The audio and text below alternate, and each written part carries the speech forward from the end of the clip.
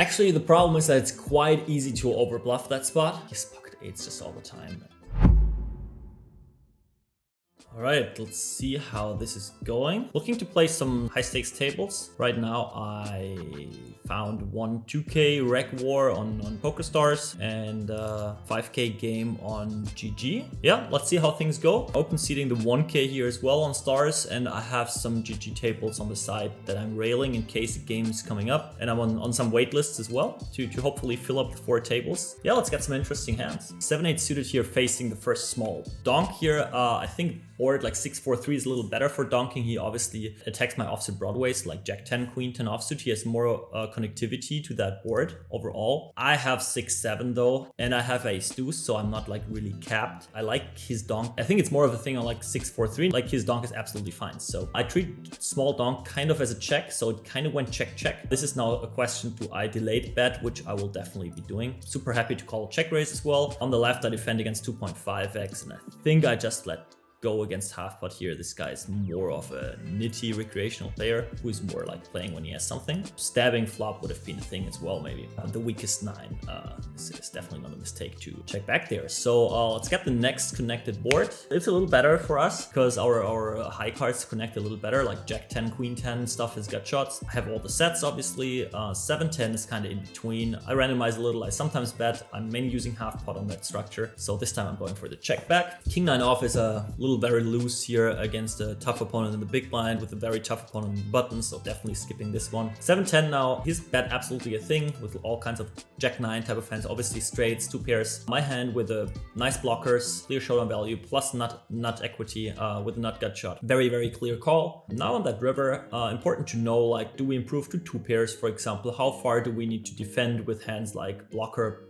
like plus pair? And yeah, I already clicked my little randomizer you see next to the cursor here, and I call low numbers. I don't think that I need to call more than 70% of that hand here, so I'm just going for a fold. I prefer calling diamonds a little more. He's not bluffing river with diamonds, most likely. Yeah, he wants me to have those diamonds and then blast. Like if he has like a Jack 10 with a Jack 10 of heart, like the 10 of hearts I had, is something that he can blast like that. Obviously, all kinds of value hands are possible. Once I check back there, important to have some nutted hands. I sometimes check back as well to not only end up with a turn set that is not really nuts anyways. See whether we have on the side already an interesting hand going on or whether it happened here. Jacks versus ace jack, 2 runs. What happened here? Mincing, open raised.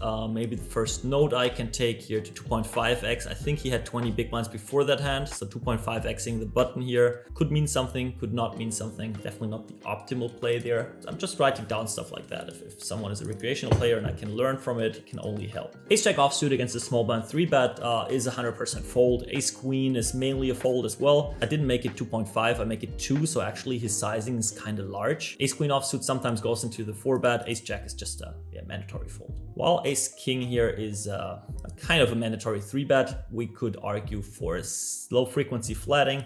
Eights will be interesting. Easy 3-bet call against the standard 40 small blind. Against a little tighter guy will be tough, I guess. 73, I sometimes 3-bet here, those pocket eights. This time I go for the call. Not the perfect board for me. One that villain is very likely range betting on. I think I have an easy continue against a small bet though, and an easy fold against a bigger bet. My 2 outs are incredibly clean and incredibly promising, and there's still a chance he has give ups after that flop bet. This is so close. 8 of diamonds is a gin card here. So no, just hoping to check down against a 4, against some ace high. Once he bets the turn, that hand is over. And now we have plenty of potential bluffs like Jack 9. The 9 got there. So we don't have them, right? I just want to make a point for even block betting a hand as thin as this one to get value from a 7 or a 4. If the river was a deuce or so, now on that 9 is the clearest check of all times. We can't do anything, and I think we only block like bluffing range. Obviously, he could have king 8 for value now. That's something we block, but yeah, I think it's a more or less mandatory check fold. We have lots of 9x that are better check calls. We have queen x, which are better check calls. Mandatory check fold, hoping for the check down against a 4 or a 7. Check, please. Ace 10. Nice one. Nice hand from him, nice hand from my side. It's okay. He has multiple options with that hand. He can bet the turn, he can choose different sizings on the flop, he can check back the flop.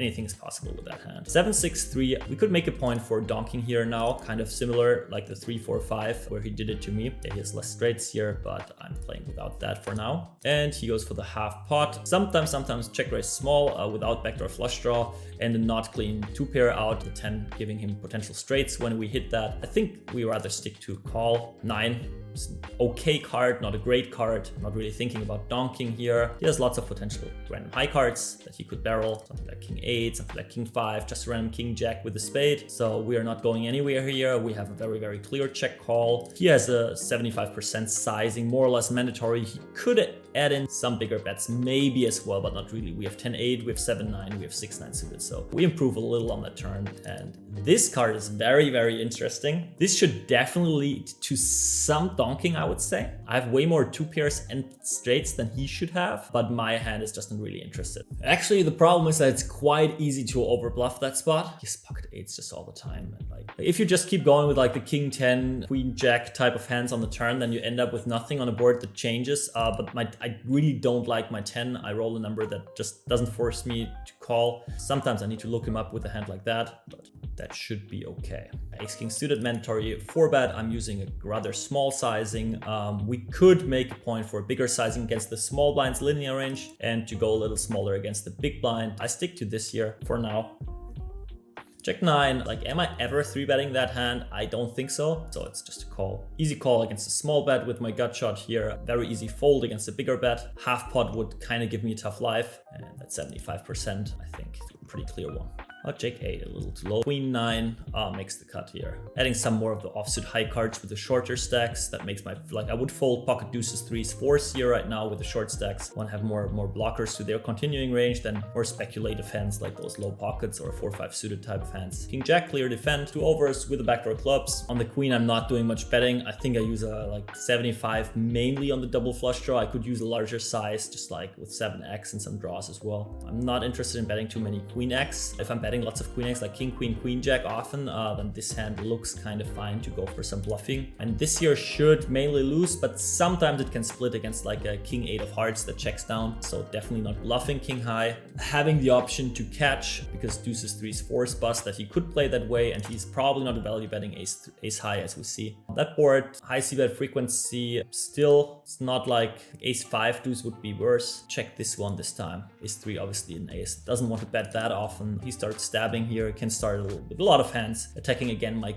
jack 10 give ups. Jack obviously a good card for me. Overall, just high cards are good. Don't connect him with the 6 deuce please. I have an easy one more check call if he doesn't overbet. And this is now something that the small into overbet is something we don't see that often, right? It's like, why doesn't he go big right away? It's like the turn 2 pair, or what is that? I played standard, call my ace 3 again. I have ace jack the same way, I have ace 10 the same way, I have pocket jacks the same way. I expect lots of ace 8 type of hands that snap check back now actually, just going for exactly the value they want to see. I could have king queen as well. It's really, really interesting what he wants to have here, but I'm not incredibly, but I'm very protected. So I'm not going to catch here some kind of super random catcher against a very fancy value line. Like, why should he do that with like 4 or 5 now? Got seated on another 5k table. King 9 offsuit on the cutoff here. Close again, I will let it go. And we have that Wake Robin guy again, who's marked as a recreational, but he's like, didn't mess up so far, just like kind of tight. We have that waiting 7-7-7 guy who's marked as well, but I didn't really play with him, just a shorter stack, and that's it. Let's see what they come up with.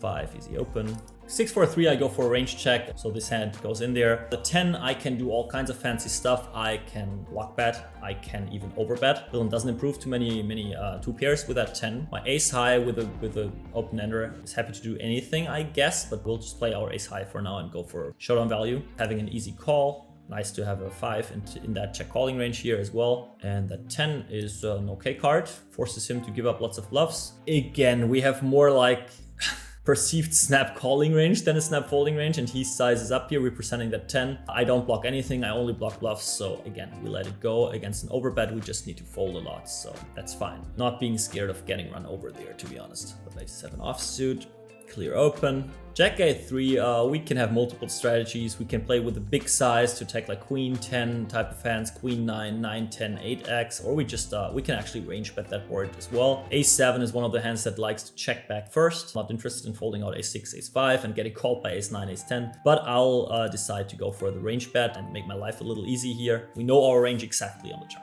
I hope you enjoyed this video. If you want to support the channel and stay always up to date, then leave a subscribe here or check out our next video.